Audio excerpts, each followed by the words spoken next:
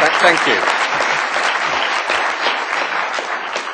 Thank you very much, and that's a lot better than the receptions I get on university campuses back home. But anyway, but I'd like. I'm kind of the sweeper-upper here, and I won't detain you long. But I just wanted to say what a wonderful event this is, and what a tremendous initiative that's been taken, and to congratulate everybody who's come along here. Obviously, to congratulate Ken for the. I mean, as you can tell, Ken is on the bold end of politics. But one of the great things about him that I have learned over the years is that some of the issues that he raises, and he did this actually in the 1980s with issues to do with equality, to do with gender and sexuality, is that some of the things that we, on the kind of more cautious wing of the party, used to think, well, that's a little too bold. Actually, funnily enough, 15, 20 years later, have become conventional wisdom for everyone. And he deserves our thanks for that.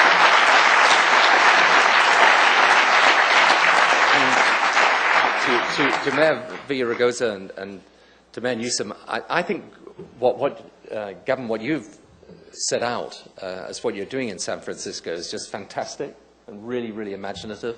And Antonio, I mean, you've got a really tough program ahead of you, but that is a tremendous galvanizing vision, I think, for people in Los Angeles, and congratulations on it. It's really, really wonderful.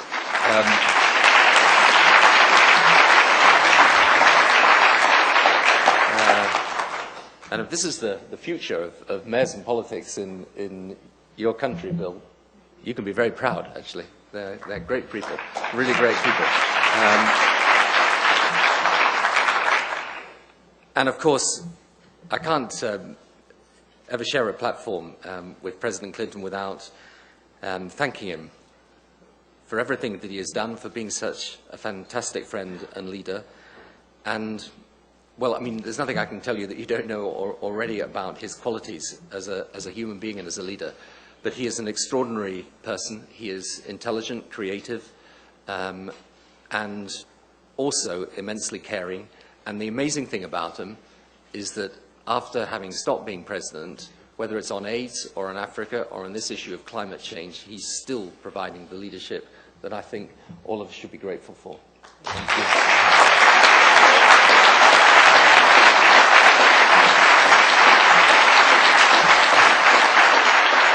Now, on the subject, I just wanted to say two things. The first is that we've got to work now for a new international agreement. We will do our Kyoto targets. We in Britain, we will more than do them, as President Clinton was just saying to you. But actually, we are going to need, when the Kyoto Protocol expires in 2012, we have got to get a new international agreement. It has got to have a binding framework with binding targets in it. It's got to have a stabilization goal for greenhouse gas emissions that should be an aim for us to have. And it has got to be an agreement that has every major country in the world in it. It's got to have America, it's got to have China, it's got to have India, it's got to have Europe and Japan. We have all got to come together and make that agreement. And if we...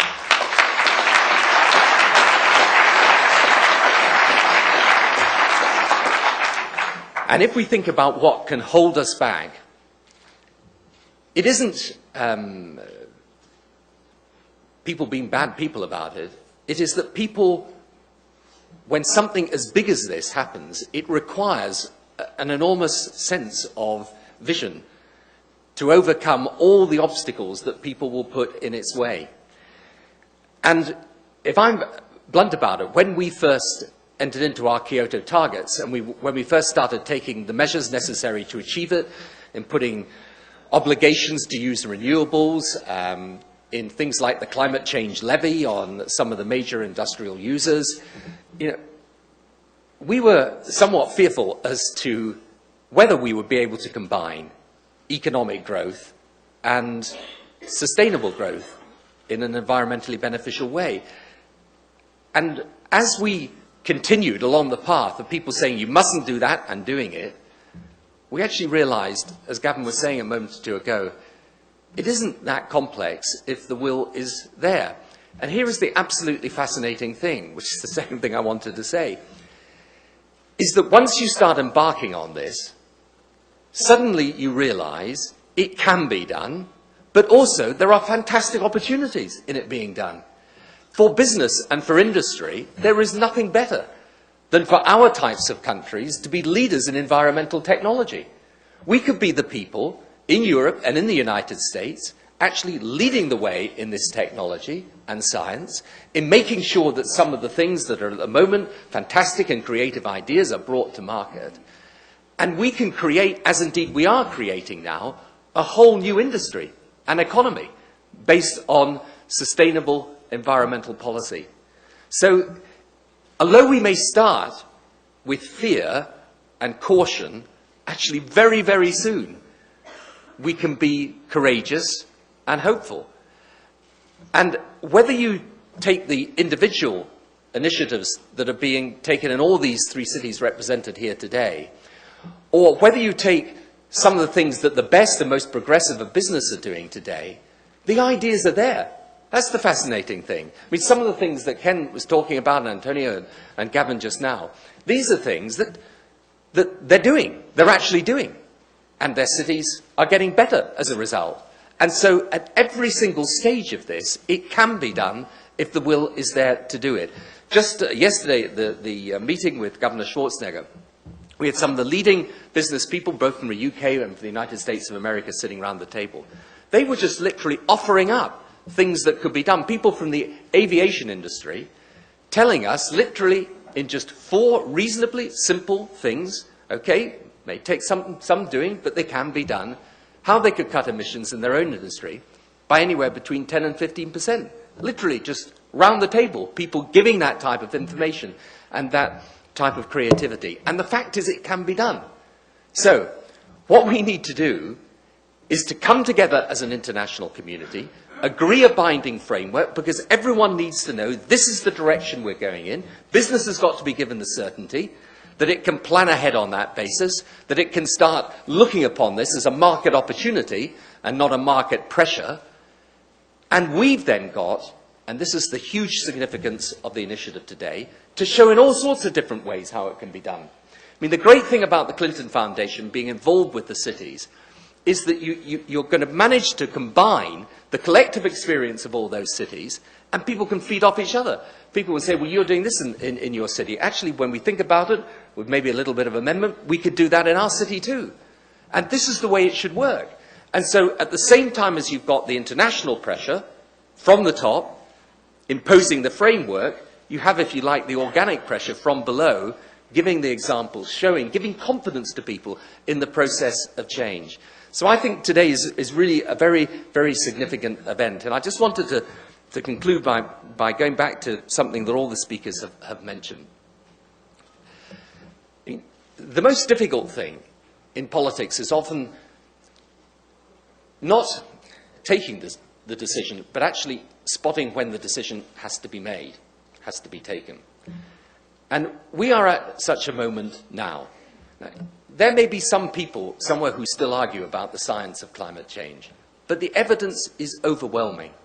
There can't be any serious doubt about the changes that already are happening to our planet.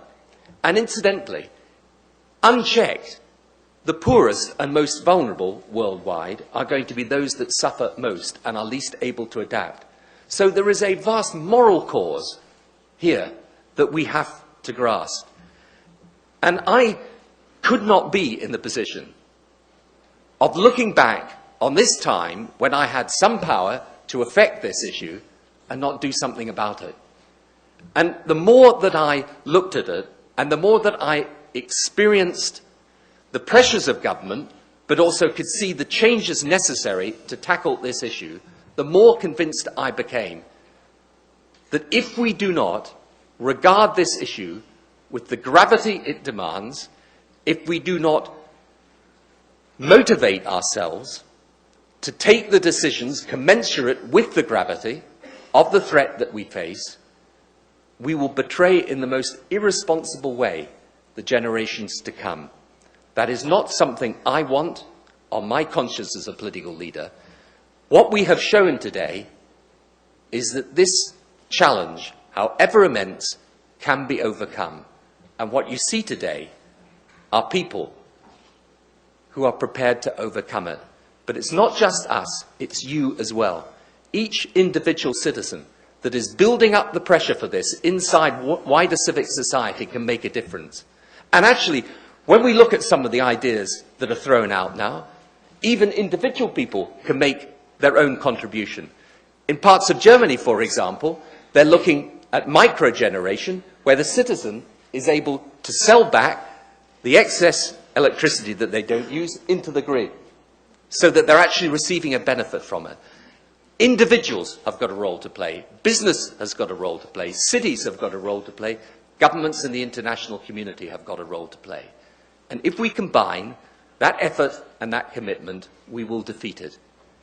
And if we do defeat it, what a signal to a world that is often divided, that it can come together in a common cause and make things work. Thank you.